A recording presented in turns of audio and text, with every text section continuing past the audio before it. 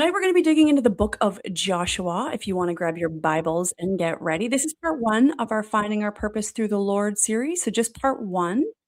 Um, if you guys enjoy this tonight, we'll come back and do this next Wednesday at the same bat time, same bat channel. So, like I said, we're going to go through the book of Joshua. I picked finding our purpose through the Lord. I picked that because I feel like we all feel a little bit purposeless from time to time. I know I do a lot actually. And I find that, if this is me and the Lord, and maybe you find this as well, but if this is me and the Lord and I start to question myself, like, what am I doing with my life? How is this my life? What is my purpose in life? I'm moving further and further away from God. And God then shows me that I'm moving further and further away from Him by giving me d- by giving me depression. Well, He's not giving it to me, but that's the consequence of being away from God. Depression, listlessness, loss of appetite, the feeling like you don't want to get out of bed because I've moved myself so far away from God because I'm questioning my purpose, and that is not for me to question, and that is not for me to stress about. So, what I want to start with, if we can, I want to pray like Jesus taught us to pray before we get into it, and then we'll dive in right after that, if that sounds good to you. Let's do it. Oh, that's not what I wanted to show you. It's this. How do I get that off? There we go. I'm just learning. Hang on. Why is that not? There we go. Okay, we're gonna make it big, and there we go. So let's say a quick Our Father together if we can, and then we will jump right in. Our Father, who art in heaven, hallowed be thy name. Thy kingdom come, thy will be done, on earth as it is in heaven. Give us this day our daily bread, and forgive us our trespasses, as we forgive those who trespass against us. And lead us not into temptation, but deliver us from evil. For yours is the power and the glory forever and ever. Amen.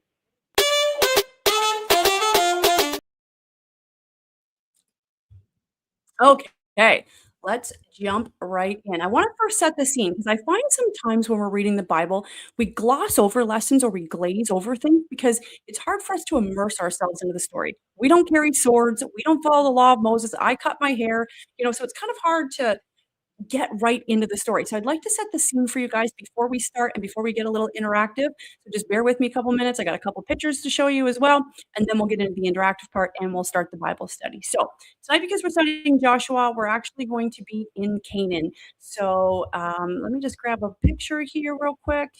Uh, Slide number one, I believe. Yeah. So let's take a look right here at this guy. Not that. I suck at this already. There we go. Let's do this. Perfect. Okay. So the Israelites, they're over here in the desert. They go across the Jordan. They've built their 12 stone monument, which actually looks like that now. So you can imagine, I have no idea how they carried these stones anywhere. I don't know how they got them there, but that's the 12 stone monument that they built. And they're standing in front of Jericho. And that's where we're starting. Now, Canaan, this big promised land, this is all the promised land here. Canaan itself isn't really a country at the time. It's sort of like a land bridge between Egypt and Mesopotamia. So you've got Egypt and then you've got Canaan. This is all water. So you've got Egypt, Canaan, Mesopotamia. So it's a land bridge.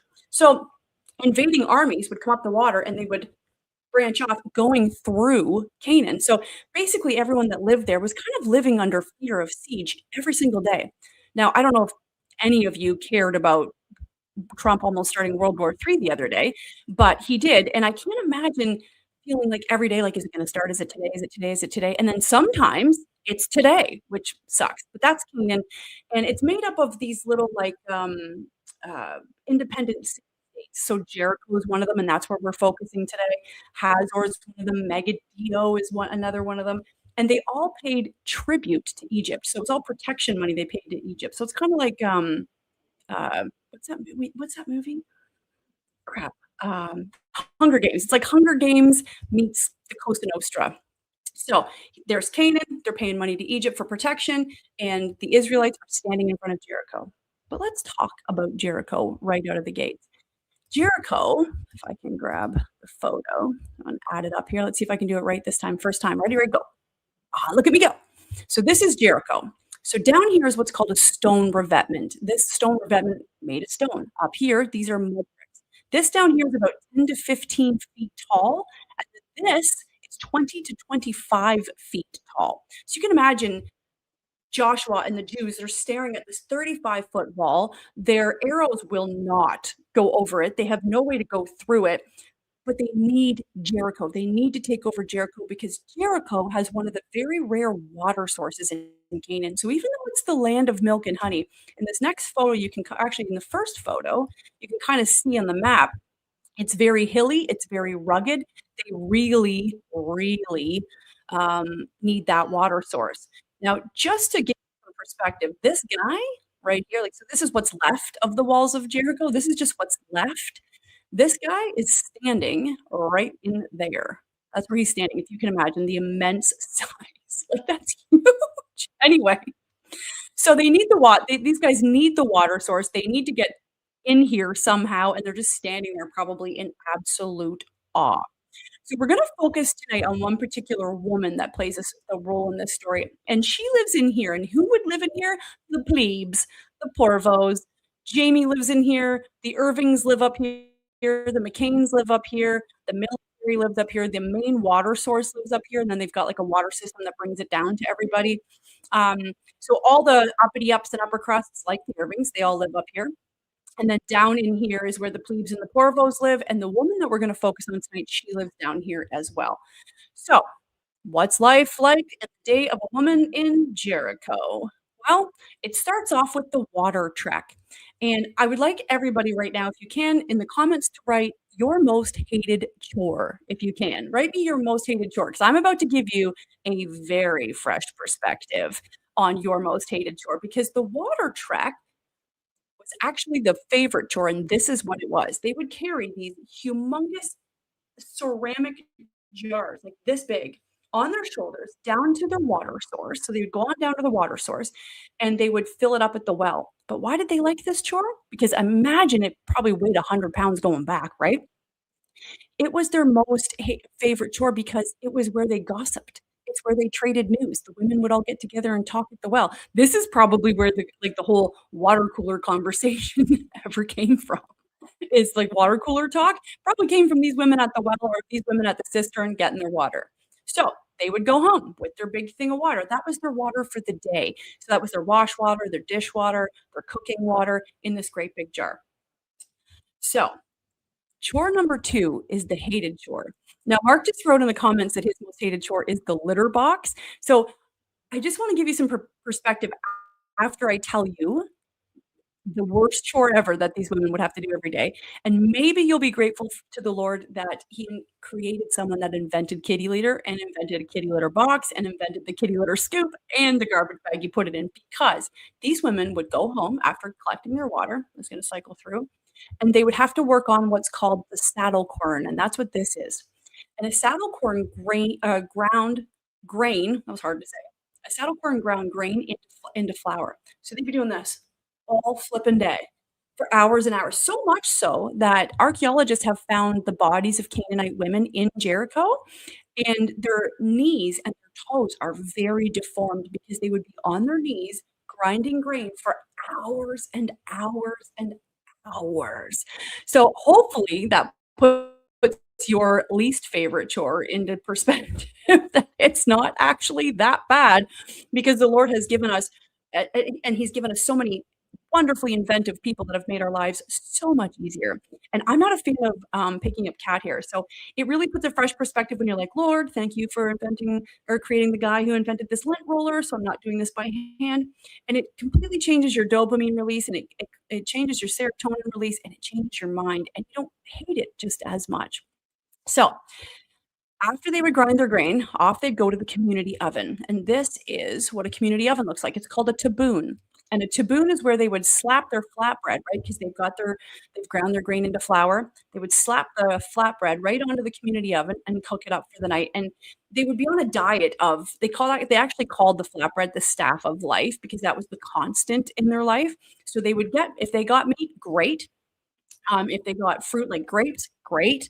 Not sure what the veggie sitch was back then. I should have looked that up, but I didn't. But flatbread was their staff of life. So if you could imagine eating the same thing every day, and not only are you eating the same thing every day, but you're doing this for hours and hours and hours just to make yourself some flatbread. So life was pretty tough, I think, for the women back then. Now, after supper, you would think it's, Nintendo time, hang with the fam, watch a movie. Not so much for the women in Canaan, because now the women had to spin wool or spin flax to make clothes. Now, Canaan, interestingly enough, and I think that slide's right here, they were famous for making what's called Tyrian? Yep, Tyrian purple, and this is an example of the Tyrian purple, and it was made for royal robes. It was very, very, very expensive, and you can see here 2 years ago in Canaan, archaeologists, found a 2,900-year-old factory that produced history's rarest and most expensive dye, which was this Tyrian purple, which Canaan was very known for. Canaan was very known for this purple color. So after supper, the women had to, I'll go back to the little, they had to make the material. So they would be making, I don't know how to make material, but wool, they would use wool and flax to make clothing. And this here that you're gonna see right here, guys, that's what's called a loom weight. And these are all loom weights that archaeologists have found in Jericho. So that's the life of the ladies. They'd get up, they'd go get water, they would grind flour to the point of deforming their knees and toes, and then they would make supper at the taboon and then come home and make cloth. And that's where we're at with it. Now, for legal and social status for the ladies back then, it was patriarchal, right? So they either belonged to their husband or they belonged to their fathers. Now, I just want to ask in the comments, do you think that people can learn to love each other? So if you can write in a comment if you think people could learn to love each other, because back then your spouse was chosen for you. Now it wasn't because Daddy-O was making a power trip and just wanted to pick your man. It was based on keeping your social status. It was based on keeping your finances equal. It was based on hopefully upgrading your social status, stand-up character, a good army fighter. So it's not like Daddy-O was picking like, some plebe off the block. He was really trying to get you the best husband that he could. And back then they married very young at like 15, 16 years old. And if you can imagine the person you would have chosen for yourself at 15, 16 years old, like I would want my parents to pick my husband, but they had to learn to love each other. And that's just such a foreign concept to us today. We love first and then get married. And back then they married first and then loved. And I mean, it must be possible. I mean, Sarai loved Abraham according to the Bible, but that's a tough one for me. That's a tough one to go through for me. Plus, these husbands would have to pay what's called a mohar. So it was called a bride price. A mohar was goats or food that they would give the father because the father was losing labor in the household. If you can imagine, so the wife gets nothing. She gets the stranger to go to bed with tonight, but the husband gains a wife, and Daddy-O gains a bunch of stuff in the mohar, and that is basically life in Canaan for the ladies. So let's start where we're at. So we know that Joshua has just led. I'm going to go back to slide number 1 here. So Joshua has just led everybody across the Jordan River. Let's go over here. Across the Jordan River, they made the stone monument at Gilgal. I showed you guys what Gilgal looks like. I'll give you a little. This is what Gilgal looks like now. And they're standing in front of Jericho, this 35-foot wall of a stone revetment, like we said, and also made of 10 to or 20 to 25 feet of mud bricks. How old's Joshua? I just want to look at my notes. Joshua's 82 years old, by the way, facilitating this entire thing. He's 82 years old. And according to God's instructions, he can either leave the land or he can surrender or he can stand up and fight and actually have water. And God's telling him to stand up and fight. So I'd like to start tonight with Joshua chapter 2, 1 to 7. And I would really like it if somebody other than me read it, just to make it a little interactive. So I'm going to put a link down in the comments. And if someone I would love it if someone would read it. But if not, if we don't get anybody right away, that's okay too. There's the link right there. So you just grab that link and it'll notify me if you come in, or if you even want to leave a comment that you're coming in to read out loud. If not, I'll grab my trusty Bible over here. Sorry, you had to stare at my chin there. Anybody want to read it? No? Okay, I'll go for it. Joshua We're going to Joshua. Let me find it here. I think Joshua. Yeah, Joshua. And we're going chapter 2, verses 1 to 7. I think that was me. One sec. There we go. Okay. Let me just look it up. Okay. I don't have a lot of room. You can't see it. There's like a little table in front of me, and I don't have a lot of room. But I'm gonna grab chapter 2 here and I'll start reading it. If nobody wants to, no takers. Okay. We got lots to read tonight, so maybe there'll be a taker next time. But here we go. This is Joshua chapter 2, 1 to 7. And I'll just put that up there in case anybody's taking notes or if you want to read it later. Okay. Then Joshua secretly sent out 2 spies from the Israelite camp at Acacia Grove. He instructed them, "Scout out the land on the other side of the Jordan River." Oh, I'm so sorry, he's not over there yet. "Especially around Jericho." So the 2 men set out and came to a house of a prostitute, and her name was Rahab, and they stayed there for the night. But someone told the king of Jericho, "Some Israelites have come here tonight to spy out the land." So the king of Jericho sent orders to Rahab. He said, "Bring out the men who have come into your house, for they have come here to spy on the whole land." Rahab had hidden the 2 men, but she replied, "Yes, the men were here earlier, but I didn't know where they were from. They left the town at dusk as the gates were about to close. I don't know where they went. If you hurry," she says to the king, "you can probably catch up with them." Actually, she had taken them up to the roof and hidden them beneath the bundles. Just a second, let's switch the page. Of flax that she had laid out up there to dry. So the king's men went looking for the spies along the road leading to the shallow crossings of the Jordan River. And as soon as the king's men had left, the gate of Jericho was shut. Bah, bah, bah. So first I wanna comment on how smart it is for these men to stay at this woman's house. She's a prostitute, and the word for prostitute in Hebrew kind of has 2 meanings, and it's prostitute and innkeeper at the same time. So you would go and stay at a prostitute's house. You could have a little fun if you wanted, or just sleep over if you wanted. That's what it appears like. And these men are genius because where else are they going to get the scoop on the town than in the lower bowl of the plebes and the porvos, right? So she'd know the tea, Rahab. She would know the tea about the town. And she'd have the scoop. Are the people scared? Are they planning on leaving? Are they going to fight? Like, what's the scoop? She would have the deed. So it was very smart for the men to go there. Plus, she's not an uptown girl, our Rahab. She's living on the fringe between the inner and outer walls. So she's giving the men an escape plan because the outer walls actually had windows in them. So if they needed to, they could, jump down the window and climb on down. Well, I don't think they climb down, but they'd need like a rope or something. But I think we get one. We'll have to wait and see. Now, the spies are avoiding the royal areas at this point, like king's guards aren't likely to be down where the plebes are. You're not gonna see any royals that are down there, like, slumming it with the porvos, so very, very smart place to stay is Rahab's house.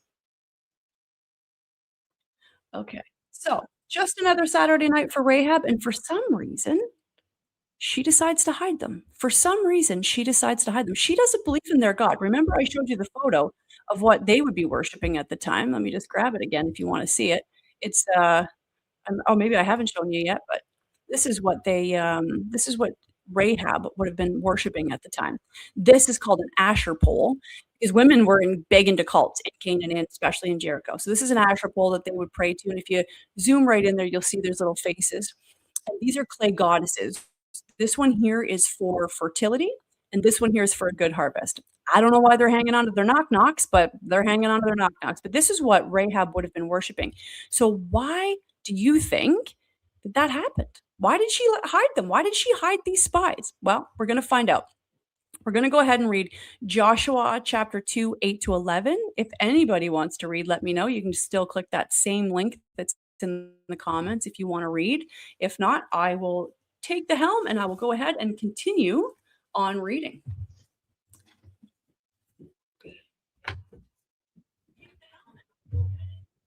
That's weird. I just heard my husband walk by and this is delayed, so I could hear what I just said a couple seconds ago. So if anybody wants to read Joshua 2, 8 to 11, I didn't realize how delayed it was, so I'm just going to wait a quick second just to see if anybody pipes in. Okay. Here we go. Joshua chapter 2, 8 to 11. Before the spies went to sleep that night, Rahab went up on the roof to talk with them. I know the Lord has given you this land, she told them. We are all afraid of you. So there, that right there, she's afraid of them, but she's letting them sleep in her house. Why? Everyone in the land is living in terror of you, she tells them, for we have heard how the Lord made a dry path for you through the Red Sea. So, yes, the Lord made a dry path through the Red Sea when they left Egypt. Remember a long time ago when, all that happened when they left Egypt? And we know now what you did to Sihon and Og, the two Amorite kings east of the Jordan River, whose people you completely destroyed. No wonder our hearts have melted in fear. No one has the courage to fight after hearing such things. For the Lord your God is the supreme God of the heavens above and the earth below. So Rahab is recognizing that they have the one true God, almost as if the Lord put it on her heart to let those spies sleep over that night. Really, if you think about it, because this woman legit has only heard a bunch of rumors. She's heard a bunch of rumors about them, about times of old, right? Like the red hole parting of the Red Sea so they can all get through and escape Egypt. That happened a long time ago. Well, like, I mean, yeah, I don't even know how many years, but a lot of years ago. So her house is full of these statues of these goddesses and other false idols, but it's too late for her because the Lord has placed his spirit on Rahab. And she's thinking that their God is the God. And she knows better than to put these men out. She knows because the Lord has put it on her. So she knows that she's not going to put these men out. And she knows that she's erring on the side of caution here. She comes up with a plan right away in an instant to save herself and her family. And she's certain the Canaanites in Jericho are about to lose because she trusts their God. Doesn't even know him, heard legit rumors about him, and that's it. But she trusts their God. She's heard what he has done. So I want to take a minute, if we can, and we're going to read the rest. So we're going to read 12 to 21. If anybody wants to read Joshua 12 to 21, go ahead and click the link that's in the comments to get you in here. Maybe leave me a note that you're on your way in. I know it's on a delay, so I'll give you guys a second, and I'll find my place just in case nobody's feeling brave to read her out loud tonight. Okay. I'm going to go ahead. I'm going to read it. So we're reading Joshua chapter 2, verses 12 to 21. And right now, where we left off just a second ago, she has told them, she's gone up to the roof and she's like, I know who you are. I know who your God is. We're all freaking out over here. We don't want to fight you because this is going to end badly for us. So even though the king, he would kill her if he knew what she had done. So if she gets caught, she's in huge, huge trouble here. Like it is life ending if she gets caught. Those spies will die. She'll die. Like she is really putting herself out there because the Lord has poured his spirit onto her. And she knows that she's on the right path, just like when we know we're on the right path. Because if we're not hurting people and if we're not getting hurt, if we're not hurting ourselves, then we know that we're doing the work of God and we're not doing the work of the enemy, right? So she's going through the same thing. And that must have been a really stressful decision to make because, again, like I said, if she gets caught here, well, I don't know how they killed ladies back then, but however they did it, she was getting it. So we'll start in verse 12 because I don't think anybody popped in. No, nobody popped in. Now swear to me by the Lord that you will be kind to me and my family since I've helped you. Like I said before, she was making a plan, right? Give me some guarantee that when Jericho is conquered, notice here she doesn't say if Jericho is conquered because she's got the spirit of the Lord on her. She knows they're going to lose. When Jericho is conquered, you will let me live along with my father, my mother, my brothers and sisters, and all of their families. So all the Porvos living down on the outer wall. The spy said, we offer our own lives as a guarantee for your safety, which is, again, a huge promise. Now they are recognizing what an amazing gift that they have been given by stopping at Rahab's house. Because again, they're going to stay at this prostitute's house because they want to get the deets. They want to get the 411. They want to figure out what's going on. They want to stay out of the eyesight of the Irvings and the McCains on the upper wall. But the king has said, get rid of those men. We know that they're at your house. The king comes and knocks on their door. She could have given them up and lived, right? But instead she hid them with the risk of death, which is insanity. So back to her, they say, we offer our own lives as a guarantee for your safety because they're recognizing what she's done here. If you don't betray us, we will keep our promise and be kind to you when the Lord gives us the land. Again, they're saying when the Lord gives us the land because they know the Lord, right? So they know they're getting this land. Just like she's had the Spirit of God poured on her and she knows Jericho, her hometown, baby, is about to lose. Then, since Rahab's house was built into the town wall, so I'm going to show you the picture real quick again to see show you where Rahab's house was built, so you can sort of get the gist of what we're talking about here. How do I do that, Jamie? There you go. That's how you do it, babe. Oh, wrong picture. Let's go. Let's go. Hang on. So her house was built into the wall here, and there was windows on the outside. You don't see them in these renditions, but there's windows on the outside. So her house would have been built into one of these outer walls, 35 feet up, by the way. 35 feet. She'd been built into these outer walls. And so she can let them down that same wall, that same way somehow. Let's see. It says, then since Rahab's house was built into the town wall, she let them down by a rope through her window. Escape to the hill country, she told them. Hide there for 3 days from the men searching for you. Then, when they have returned, you can go on your way. So before they left, the men told her, we will be bound by the oath we have taken only if you follow the instructions. When we come into the land, you must leave this scarlet rope. So the scarlet rope is what she gave them to go out the window. You must leave this scarlet rope hanging from the window through which you let us down. And all of your family members, your father, your mother, your brothers, and all your relatives must be here inside the house. If they go out in the street, they're dead. It will not be our fault. But if anyone lays a hand on people inside this house, we will accept the responsibility for their death. If you betray us, however, we are not bound by this oath in any way. Now, she's not stupid. She knows her town's about to lose, right? So she says, I accept your terms. And she sent them on their way, leaving the scarlet rope hanging from the window. Now, did you catch the parallel there? The scarlet cord parallel. Just 40 years earlier, I believe it was 40 years, in Egypt, the Israelites painted the blood of a lamb using hyssop branches so that the angel of death would pass over them. So the parallel here is just as the red blood saved all the Israelites in Egypt, this scarlet red cord is going to save Rahab and her family in Jericho. In both stories, a red sign on the entrance of a house meant the difference between life and death. Now, again, this poor prostitute here has decided that, even though the king can find her out any second and kill her, she's going all in with this new god. Even though her house is full of false idols, her house is full of the goddess of fertility, the goddess of the harvest, the Asher poles. That's what she worshipped up until this very minute. That was her worship up until this very second. So I got to tell you, whoo, baby, let's talk about purpose. In Jericho, I'll take the picture down for you so you can stare at my beautiful face other than this rendition.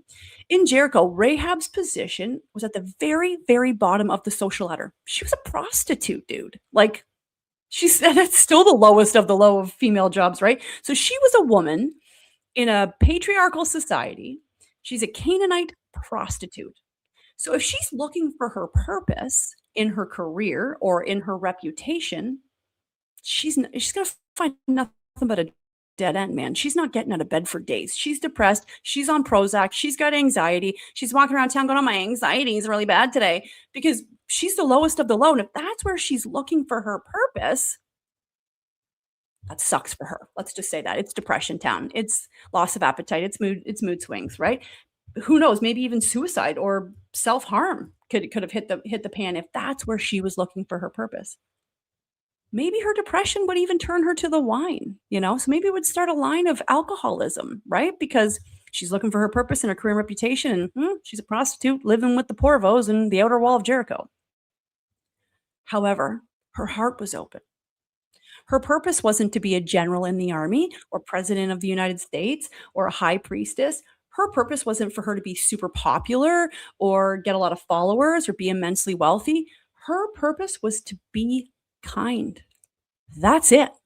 That's her whole purpose in life, was that minute to be kind. She literally changes the trajectory of the entire world here by letting those spies sleep on her roof. She changes the entire world. She has no idea she's done that, by the way. And she has no idea what's to come. We'll go through what's to come in a few minutes, but she has no clue that her purpose was to be kind. So perhaps You and I, when we're finding our purpose, we have no idea that we're fulfilling it. Instead of saying, "Why is this my life? Why am I a garbage man?" Or "Why do I work at a car dealership?"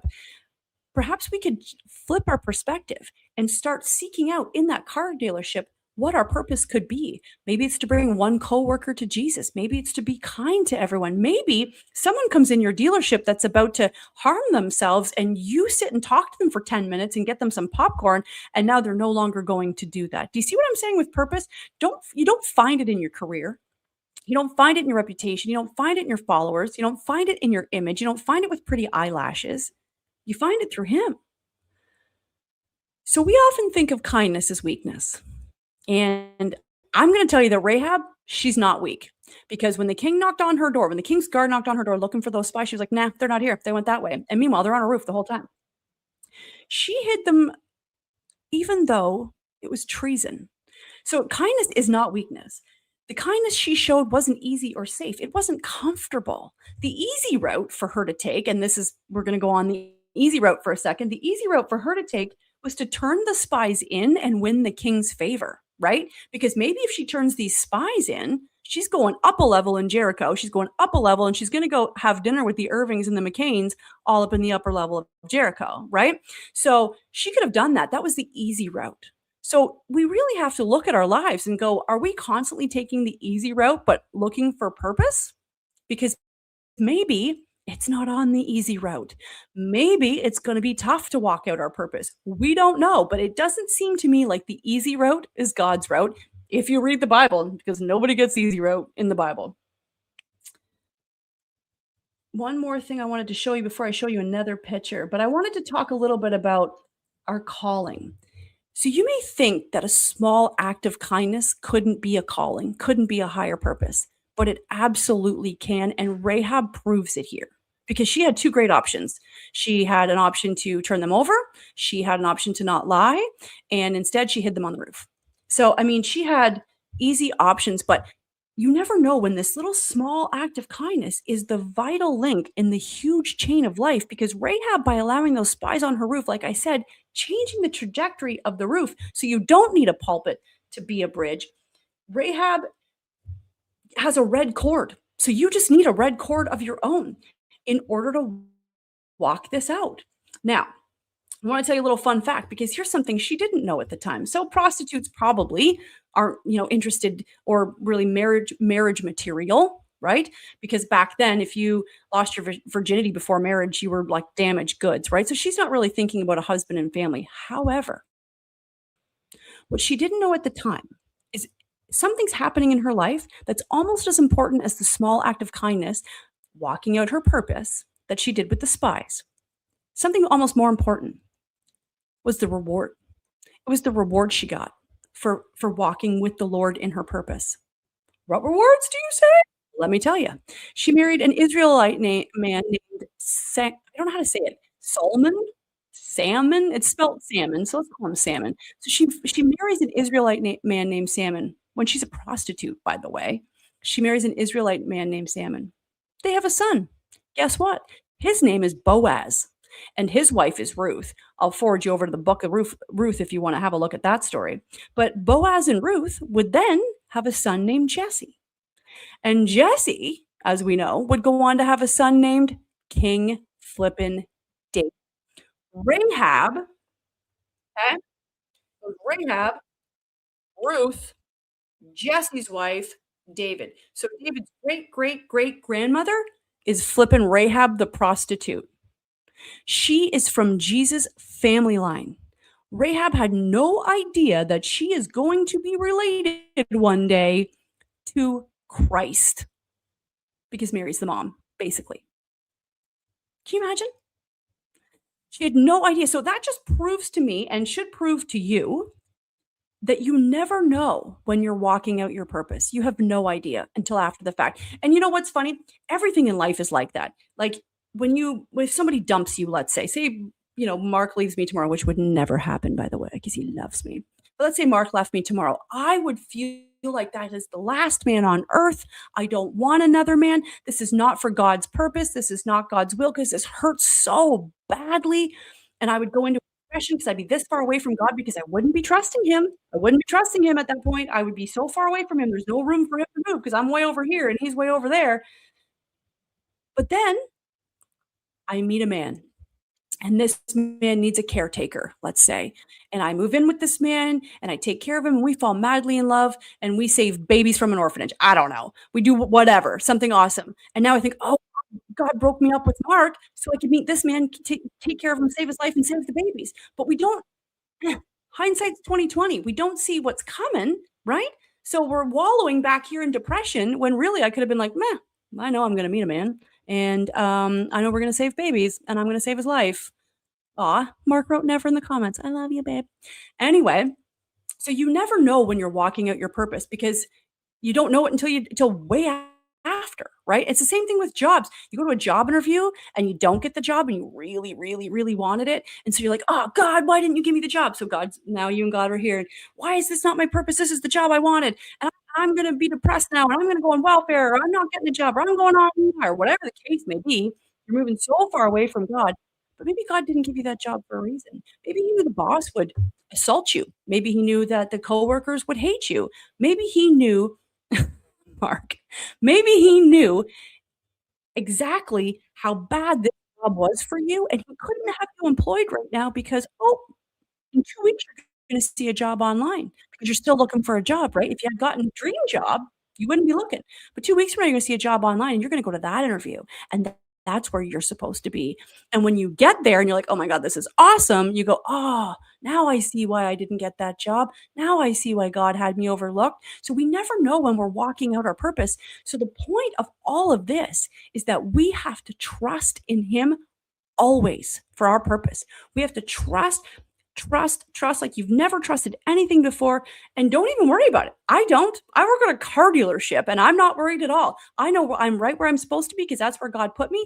And if he wants me to find another job, he's going to send me a job listing and that job listing is going to look great to me and I'm going to go and I'm going to take that job. And I know that. So I'm just comfortable where I am. And maybe every day I am living out my purpose. I play with kids in the showroom. I talk to all the people at my work, all the customers all the time. So maybe I'm bringing a smile to their day and God just wants me to be the cheer up guy. I don't know. But it's not for me to worry about, is it? And it's not for you to worry about either. And I'm not finding a reward in my career or my reputation, but I'm finding it in kindness, just like Rahab.